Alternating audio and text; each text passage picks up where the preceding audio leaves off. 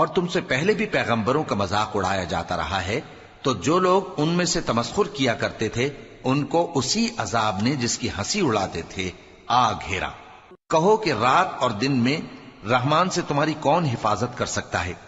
بات یہ ہے کہ یہ اپنے پروردگار کی یاد سے منہ پھیرے ہوئے ہیں۔ کیا ہمارے سوا ان کے اور معبود ہیں کہ ان کو مصائب سے بچا سکیں؟ وہ آپ اپنی مدد تو کر ہی نہیں سکیں گے اور نہ ہماری طرف سے ان کی رفاقت ہوگی، بلکہ ہم ان لوگوں کو اور ان کے باپ دادا کو متمتع کرتے رہے یہاں تک کہ اسی حالت میں ان کی عمریں بسر ہو گئیں۔ کیا یہ نہیں دیکھتے کہ ہم زمین کو اس کے کناروں سے گھٹاتے چلے آتے ہیں؟ تو کیا یہ لوگ غلبہ پانے والے ہیں؟ کہہ دو کہ میں تم کو وحی کے مطابق خبردار کرتا ہوں، اور بہروں کو جب تنبیہ کی جائے تو وہ پکار کو سنتے ہی نہیں۔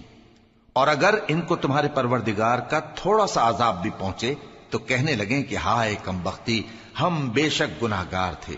اور ہم قیامت کے دن انصاف کی ترازو کھڑی کریں گے تو کسی شخص کی ذرا بھی حق تلفی نہ کی جائے گی، اور اگر رائی کے دانے کے برابر بھی کسی کا عمل ہوگا تو ہم اس کو لا موجود کریں گے، اور ہم حساب کرنے کو کافی ہیں۔ اور ہم نے موسیٰ اور ہارون کو ہدایت اور گمراہی میں فرق کر دینے والی اور سر تا پا روشنی اور نصیحت کی کتاب عطا کی، یعنی پرہیزگاروں کے لیے جو بن دیکھے اپنے پروردگار سے ڈرتے ہیں اور قیامت کا بھی خوف رکھتے ہیں۔ اور یہ مبارک نصیحت ہے جسے ہم نے نازل فرمایا ہے، تو کیا تم اس سے انکار کرتے ہو؟ اور ہم نے ابراہیم کو پہلے ہی سے ہدایت دی تھی اور ہم ان کے حال سے واقف تھے۔